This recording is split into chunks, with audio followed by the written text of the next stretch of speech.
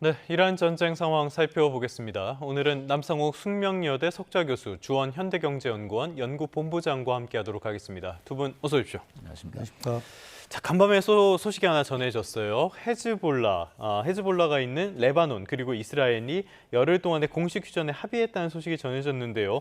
일단 요거는 좋은 소식이라고 볼 수가 있겠네요. 네, 긍정적인 뉴스라고 볼 수 있겠습니다.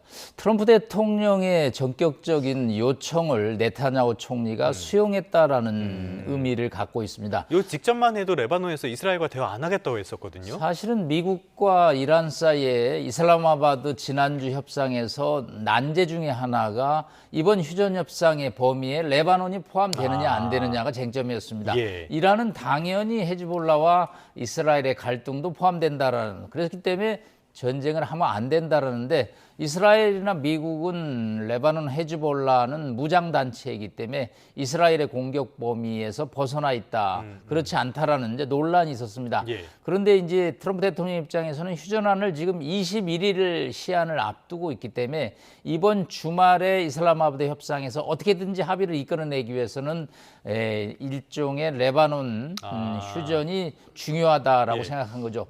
사실은 레바논은 1960년대만 해도 중동의 팔이라고 할 정도로 아주 번영 발전 도시였습니다. 그런데 뭐 갈등에 휩싸이면서 전쟁 피해자, 특히 인도적 차원에서 어린아이와 민간인의 피해가 급증하고 있죠. 네네. 이스라엘은 하마스의 공격이 레바논 헤즈볼라 무장단체의 소행이라고 보기 때문에 레바논 남부를 직접 타격을 했습니다. 그런 차원에서 이번 휴전안이 중동 평화협상에 아주 단초를 제공해서 상당한 의미가 있을 것인데, 문제는 이제 이스라엘이 얼마나 자제력을 유지하느냐. 레바논은 당연히 감사의 뜻을 표시했습니다. 그런데 네타냐후 총리가 전격 합의는 했지만 강요들은 아직도 공격해야 될 대상이 많다라고 불만을 표시하는 등 이스라엘 내부의 강경 분위기는 여전하다고 볼 수 있겠습니다.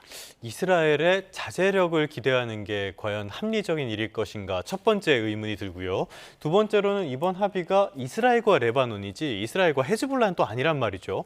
헤즈볼라가 엉뚱한 짓을 할 가능성도 있을 것 같은데 이 두 가지 우려점에 대해서는 어떻게 보십니까? 뭐 양측이 다 자제를 해야 되는데요. 당연히 이제 레바논도 총리와 대통령의 입장이 약간은 갈립니다.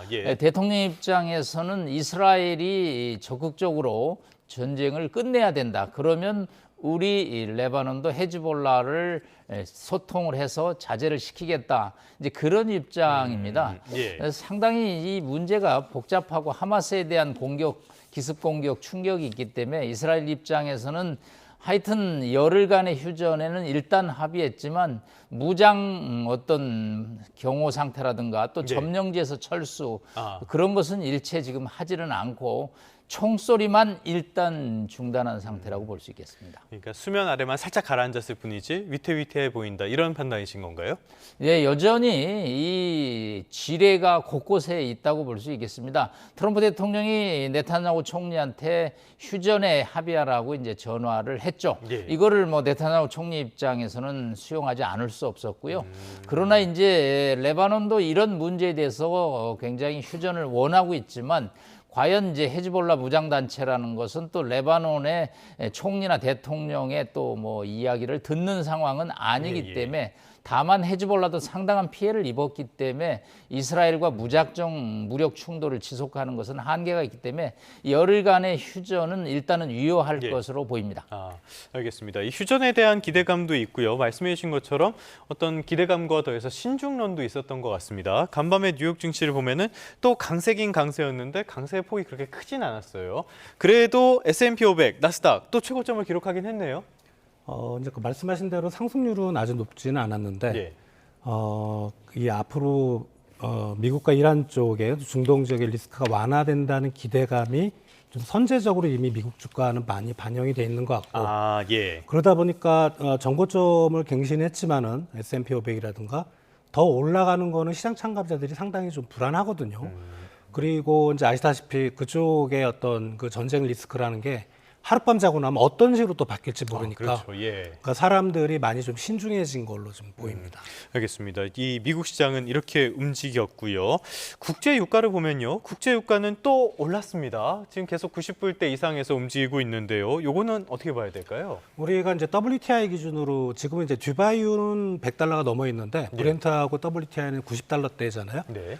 WTI 기준으로 배럴당 100달러가 사람들의 어떤 심리적 기준치라고 보시면 될 것 같습니다. 100달러보다 만약에 위로 올라가면 상당히 뭔가 상황이 악화될 거라는 시장의 판단이 크게 들어가는 거고 예.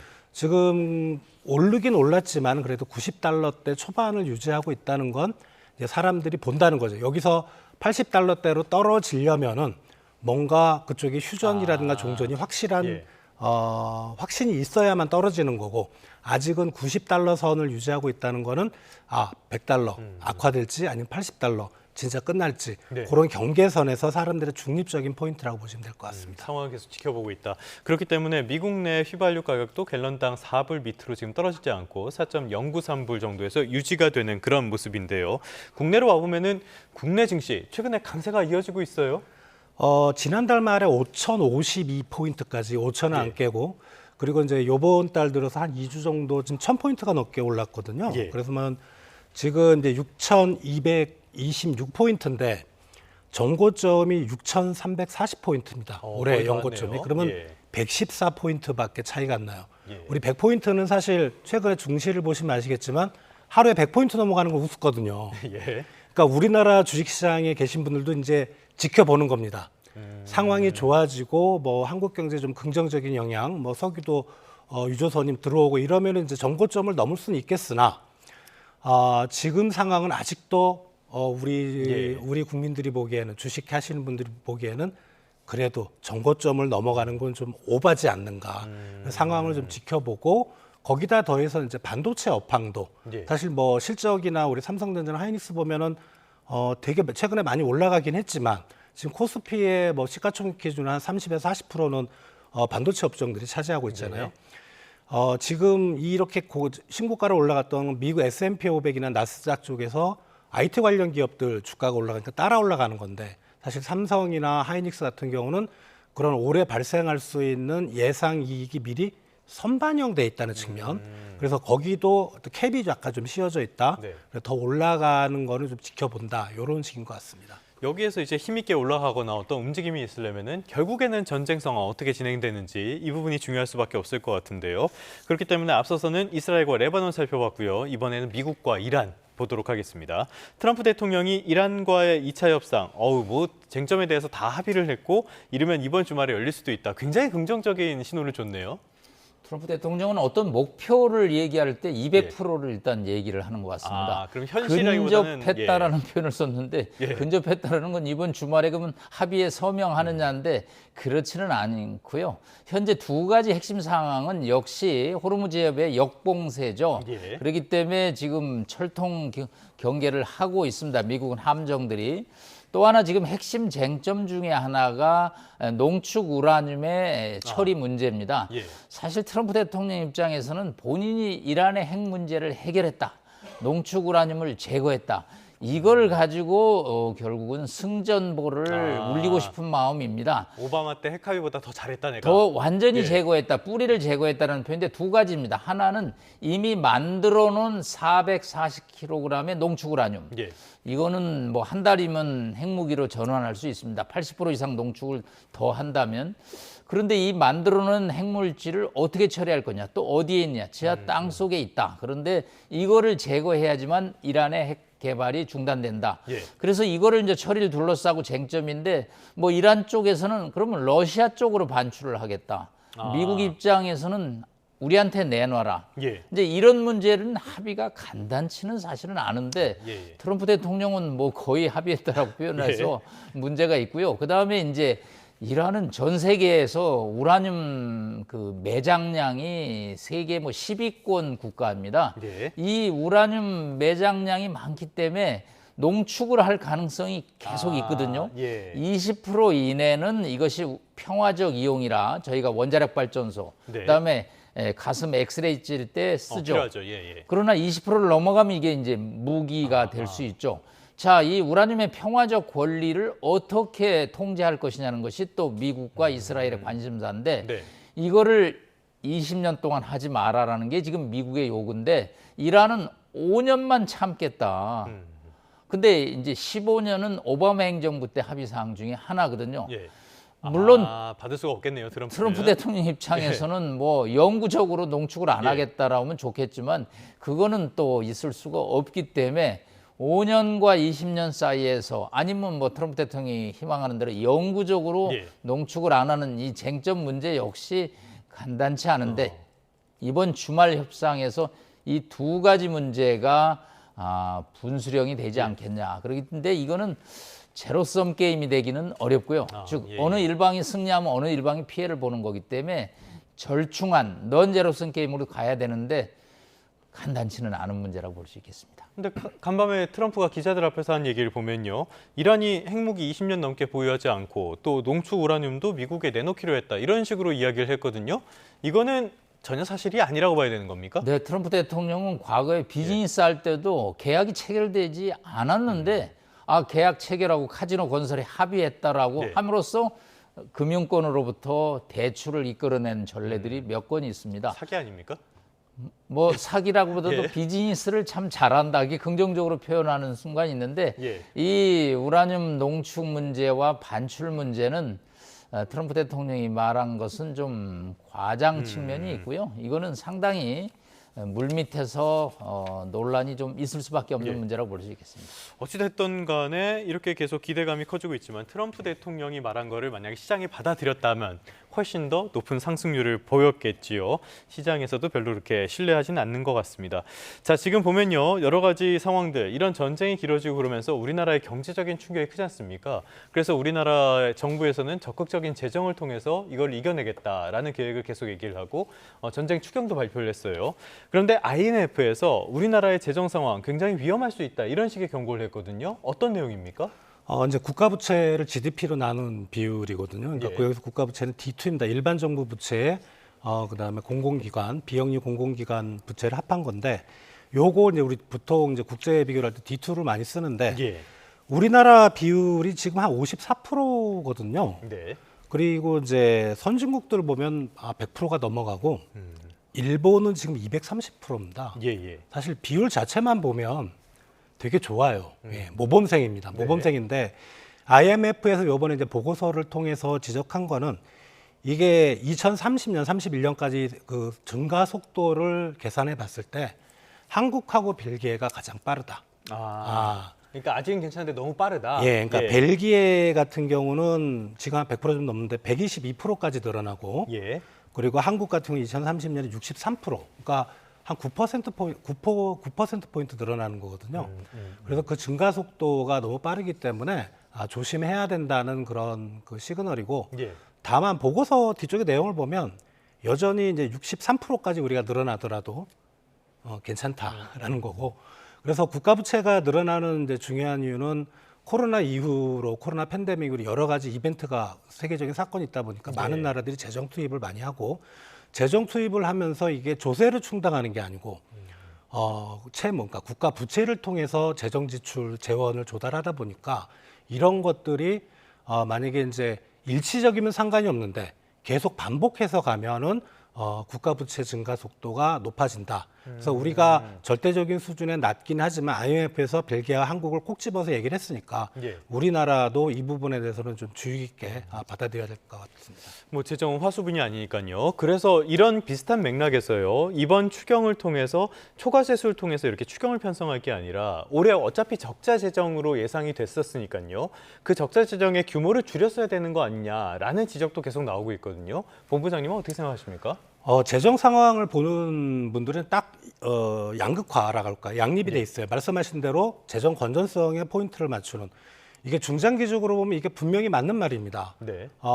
이게 일본 같은 나라가 지금 뭐 부채 비율이 230%지만 그리고 이 230%가 버틸 수 있는 이유는 우리나라가 만약에 230%면은 우리는 벌써 외환위기 들어갔습니다.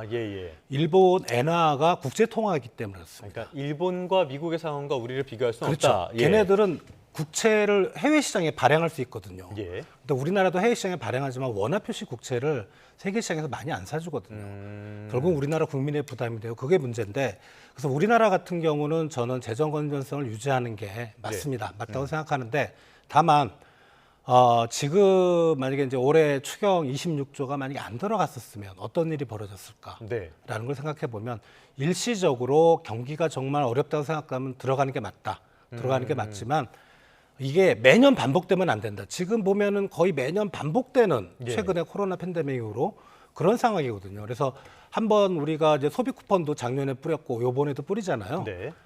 그게 사람들이 점점 그걸 당연하게 느껴지면 안 되는 겁니다. 그런 부분은 좀 우리 재정 당국에서도 조심해야 될 것 같습니다. 하나만 더 여쭤볼까요? 이번 추경에 있었던 내용 중에 하나가, 그러니까 최고 가격제를 통해서 정유사들의 손실을 보전해주는 내용도 들어가 있지 않습니까? 그런데 이재명 대통령도 이야기를 했고요. 이 제도가 들어오기 전에도 많은 분들이 우려를 했던 것 중에 하나가, 이게 결국에는 석유 소비를 줄여야 되는데 이거를 줄이지 않게 하는 요인이 될 수 있다. 이런 식의 지적도 했었거든요. 본부장님은 어떻게 생각하세요? 첫 번째는 이제 산업부에서 그런 얘기 하도 나오니까 이제 주 단위 통계로 결국은 소비가 좀 줄었습니다. 근데 그게 이제 최고 가격제의 영향이라기보다는 최고 가격제를 해도 유가는 올라가거든요. 그래서 이제 줄은 것 같고, 제가 보기에는.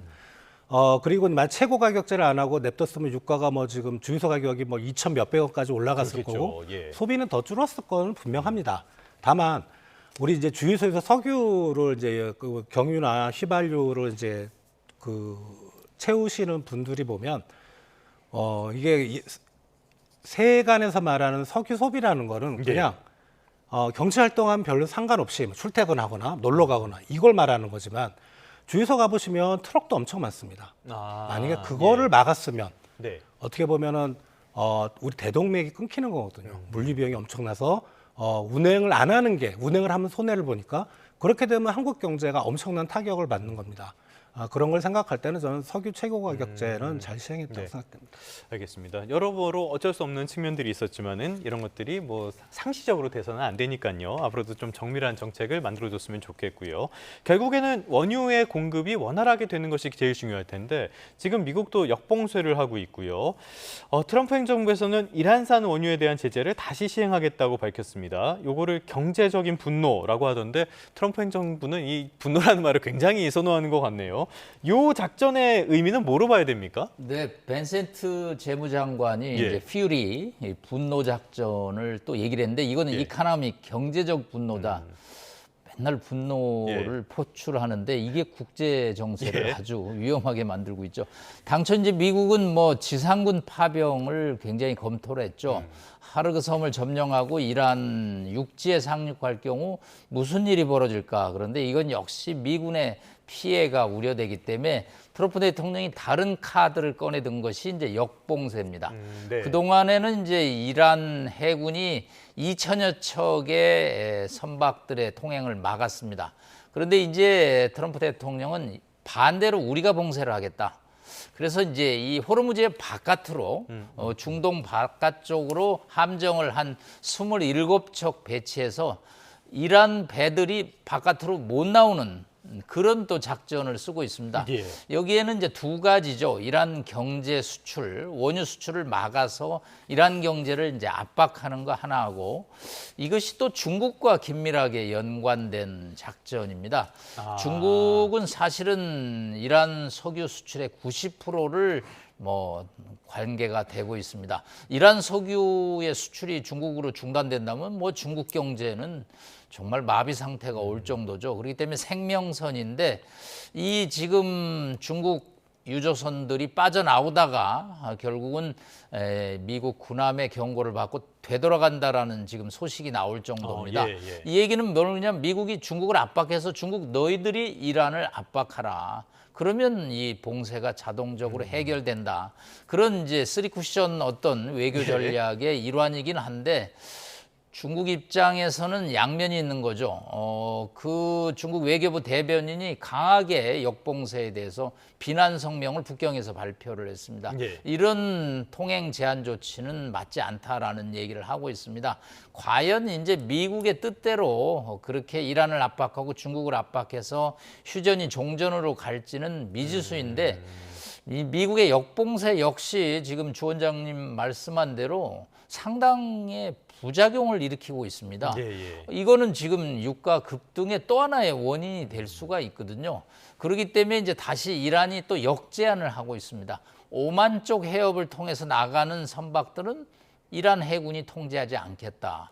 이 얘기는 이제 역봉쇄에 대해서 또 역제한 카드를 내놓고 있습니다.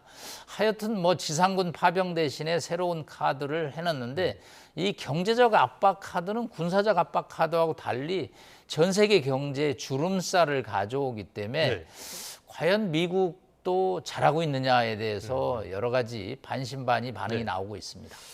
교수님 말씀을 듣다 보니까 미국 트럼프 2기 행정부 단체로 분노 조절 장애에 걸린 거 아닌가라는 생각도 드는데요.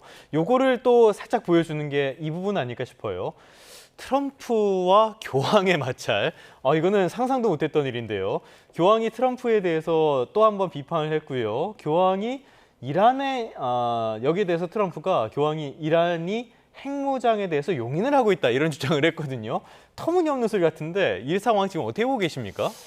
교황과 어느 국가의 지도자가 충돌하는 것은 굉장히 이례적이죠. 뭐 중세 시대에 뭐 아비뇽 유수라는 역사 스토리가 있긴 하지만 그거는 정말 중세에나 있을 얘기고 나폴레옹 이후로 처음이라는데요. 그렇습니다. 21세기에 특히 미국 대통령은 뭐 신에 대해서 종교를 믿는 것이 기본 국가의 원칙 중에 하나인데 이 트럼프 대통령이 교황과 충돌을 하고 있는데 우리 레오 14세 이 교황도 이 현실 문제에 대해서 적극적으로 발언을 하는 교황의 사례입니다. 교황들은 정치적 문제에 관해서는 원론만 얘기를 했는데 교황 입장에서는 너무 피해가 많이 발생되고 인도적 차원의 문제가 생기기 때문에 적극적으로 이야기를 하는데 트럼프 대통령이 SNS에 여러 가지 뭐 사진, 그림, AI 조작 뭐 여러 가지 발언을 입장을 표명함으로써 미국의 공화당 지지층 마가조차도 이 문제에 관해서는 트럼프 대통령이 조금 자제를 할 필요가 있다 해서 이게 앞으로 미국 공화당의 분열로 이어지고 이것이 또 11월 중간 선거에서 트럼프 대통령이 결코 유리하지 않은 요소가 될 텐데 트럼프 대통령이 분노 조절이 잘 안 되고 있는 것은 분명한 것 같습니다. 누가 한마디만 하면은 결코 참지 못하고 이렇게 반박을 하고 있는 것 같은데요. 자, 이런 상황 속 호르무즈 해협의 통항 관련해서 다자 화상 회의가 열리는데 이재명 대통령도 여기에 참여를 한다고 해요. 여기에는 어떤 내용이 오가게 될까요? 네, 영국과 프랑스가 뭐 트럼프 대통령의 함정 파견에 대해서는 이제 거부를 했고 유럽은 이 문제에 관해서는 아주 거리를 두고 있습니다. 그동안 친하게 지냈던 이탈리아의 모레이니 총리도 이번 기회에 트럼프 대통령과 거의 손절 관계에 왔고요. 스페인은 아주 강력하게 트럼프 대통령과 각을 지고 있습니다. 이러기 때문에 이제 영국과 프랑스가 주도해서 일단 다자 화상회의를 통해서 원칙을 강조할 것으로 보입니다. 무력 충돌에 관해서는 양측의 자제고요. 일단 가장 지금 힘든 문제가 경제적인 문제이기 때문에 호르무즈 해협의 자유로운 통항에 대해서 빨리 문제를 해결하라는 국제사회의 이제 메시지인데 이거는 꼭 이란에 대한 압박만은 아니고요. 트럼프 대통령에 대한 일종의 요청이죠. 강한 프레셔가 될 수가 있습니다. 물론 트럼프 대통령이 이 국가들의 요구를 화상회의 요구를 수용할 가능성은 높지 않지만 그래도 국제사회의 목소리를 전달함으로써 뭔가 이란과 미국이 이제는 전쟁 피로감으로 전 세계가 문제가 직면하고 있기 때문에 자제를 하는데 이제 이재명 대통령이 다음 주에 이제 아시아 또 방문이 이루어지는 상황에서 화상으로 우리도 입장을 표명할 것으로 보입니다. 지금 남 교수님께서 계속 경제적인 타격을 우려된다라는 말씀을 해주고 계시는데요. 개인적으로는 괘씸하다라는 생각이 들 정도인 게 상대적으로 미국은 이 경제적인 타격을 덜 받고 있는 것 같아요. 다른 나라, 특히 우리나라가 타격이 굉장히 큰데 맞습니까? 맞습니다. 미국은 경제 성장률이 올해 아무리 못해도 2%는 훨씬 넘어갈 걸로 예. 생각이 되거든요. 그러니까 우리나라는 진짜 올해 잘해야 추경을 풀었어도 2%가 될까 말까한데 또 한국은 원래 미국보다는 경제 발전 등계가 좀 낮으니까 사실 우리나라 성장률이 미국보다 더 높은 게 정상인데도 그래야죠. 예. 그러니까 가장 큰 원인은 돈을 많이 풀었던 것 같아요. 예, 재정 정책 그리고 파월이 뭐 금리를 인하 안 한다고 트럼프가 막 욕을 해도 금리 그동안 인하한 효과가 좀 누적돼서 나타나는 것 같고 또 결정적인 이유는 이번 위기에서 비껴가는 게 미국은 에너지 수출국입니다. 예. 그러다 보니까 사실 WTI 가격이 높긴 하지만 뭐 국내 휘발유 가격이 높다고는 하지만 크게 문제는 없어요. 타격을 상대적으로 덜 받는다. 그래서 이게 강달러를 위한 트럼프의 어떤 고려지 않을까. 왜냐하면 강달러가 되면 부채 문제가 많이 해소가 되고 또 그런 미국 내 물가도 안정시킬 수 있거든요. 뭐 약달러긴 하지만 최근에 그런 또 그렇게 해석하시는 분들도 좀 있습니다. 네. 본부장님의 약간 그 분노 같은 걸 느낄 수 있었는데요. 자, 지금 와닿는 것들 많은 분들이 이 부분은 체감을 하고 계실 것 같습니다. 항공권에 부과되는 유류 할증료 이게 최고 단계로 치솟았다고 하고요. 전반적으로 상황을 보니까는 조만간 항공교통이 이러다 마비되는 거 아니냐라는 우려도 있는 것 같아요. 지금 상황 우리가 어떻게 받아들여야 됩니까? 두 번째부터 말씀드리면 항공유가 없다는 거죠. 그러니까 우리나라가 사실 세계 시장에 항공유를 엄청 공급하고 있다고 저도 몰랐는데. 네.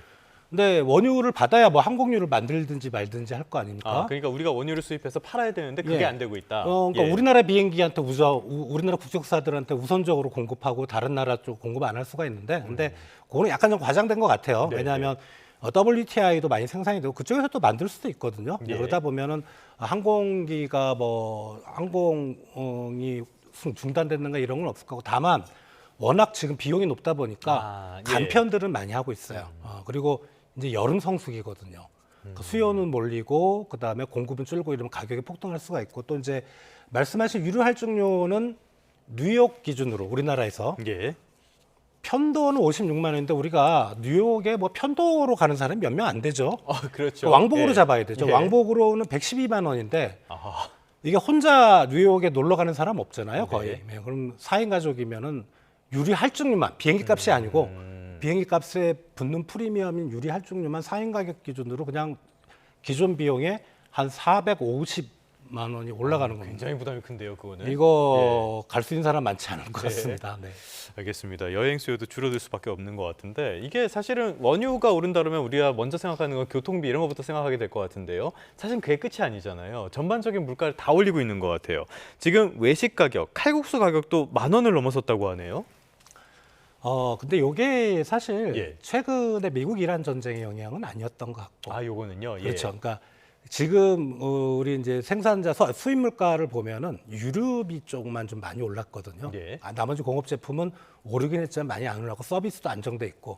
그러니까 지금 칼국수 10,000원 넘었다는 건 기존에 어떻게 보면 러시아 우크라이나 전쟁 이후부터 원자재 가격이 올라갔다가 내려갔긴 했지만 계속 좀 끈끈하게 물가가 가던 상황이 그리고 이제 그게 한 1, 2년의 파급을 거쳐서 이제 인건비까지 올라가는 거거든요. 네, 그런 상황이 됐고 지금 이 사태가 이제 몇 달 후에는 거기다 얹혀지는 거죠. 그렇겠네요. 그러면 칼국수가 10,000원이 아니고 정말 뭐 15,000원까지도 지금 갈 수 있는 상황입니다. 알겠습니다. 지금 우리도 물가 비상이 굉장히 우려되는 그런 상황이라고밖에 볼 수가 없겠는데요. 그렇기 때문에 결국에는 원점으로 돌아와서 전쟁이 빨리 끝나는 수밖에 없을 것 같은데 일단은 트럼프가 계속 얘기하고 있는 게 이번 주말에도 만날 수 있을 것이다 이런 이야기를 하고 있단 말이죠. 전망은 어떻게 보십니까? 네, 만나야 됩니다. 휴전 데드라인이 21일 다음 주 월요일이기 때문에 이번 주말에 어떻게든지 만나서 최소한 논의를 하고 안 되면 휴전 기간을 연장하는 그런 논의가 이루어져야 됩니다. 아까 말씀드린 대로 두 가지 쟁점입니다. 결국은 이란의 60% 농축 우라늄의 처리 문제, 또 하나는 이제 농축 기간의 합의, 그다음에 이란이 요구하는 제재 해제와 배상 문제. 이란의 요구 사항을 저는 미국이 얼마나 수용하느냐가 합의안 도출의 포인트가 될 거라고 봅니다. 왜냐하면 미국이 뭐 수용을 하지 않고 전쟁을 계속할 의지를 갖는다면 이건 이제 백기투항하라는 얘기인데 이런 또 이란도 역시 또 수용하기는 어렵기 때문에 일단 합의안을 도출하는 그런 시나리오도 있지만 일단 휴전을 연장하면서 양측을 쿨다운하고 접점을 찾는 뭐 두세 번 만나갖고 휴전안이 나올 정도면 전쟁은 시작되지도 않았다라는 표현을 쓸 정도로 양측의 이견 또 이스라엘의 아주 복병이죠. 휴전에 가장 큰 복병이 있기 때문에 합의에 이르는 시나리오보다는 휴전을 연장하면서 더 논의를 하는 시나리오가 가능성이 있다고 볼 수 있겠습니다. 워낙 지금 양측의 그 입장이 간극이 크기 때문에 더 그렇게 보이는 것 같은데요. 자, 이런 상황에서 하나만 더 짧게 여쭤보도록 할까요? 미국 내에서는 확실히 트럼프가 정치적으로 많이 궁지에 몰린 것 같은데요. 민주당 쪽에서는 트럼프 대통령에 대한 탄핵안에 이어서 헤그세스 장관에 대한 탄핵안까지 발의를 했다고 해요. 요거는 현실화될 가능성은 거의 없다고 봐야죠. 네, 미국 하원이 통과가 돼야 되는데 437명입니다. 공화당이 다수라 통과될 가능성은 없고요. 6개 항을 이제 지목을 했습니다. 탄핵 제출 이유로. 그거는 당연히 이제 전쟁 시작에 관한 많은 문제점. 이 얘기는 이제 민주당 입장에서 CIA를 비롯한 미국 국무부가 전부 전쟁에 반대했는데 지금이 가장 적기라고 트럼프 대통령을 부추긴 인물이 피트 헤그세스 국방장관이다. 그렇기 때문에 일단 이제 표적 탄핵안을 제출했는데 이번에 통과되지는 않겠지만 11월 중간 선거에서 하원의 구도가 민주당 다수당으로 바뀐다면 그때는 이제 헤그세스 국방장관이 1순위가 탄핵 1순위가 되지 않겠나 하는 전망도 가능합니다. 알겠습니다. 앞으로 이 전쟁의 정치적인 여파도 길게 이어질 수밖에 없을 것으로 보이는데요. 저희도 계속 챙겨보면서 전해드리도록 하겠습니다. 지금까지 남성욱 숙명유자대학교 석좌 교수, 주원 현대경제연구원 연구본부장 두 분과 함께했습니다. 오늘 말씀 잘 들었습니다.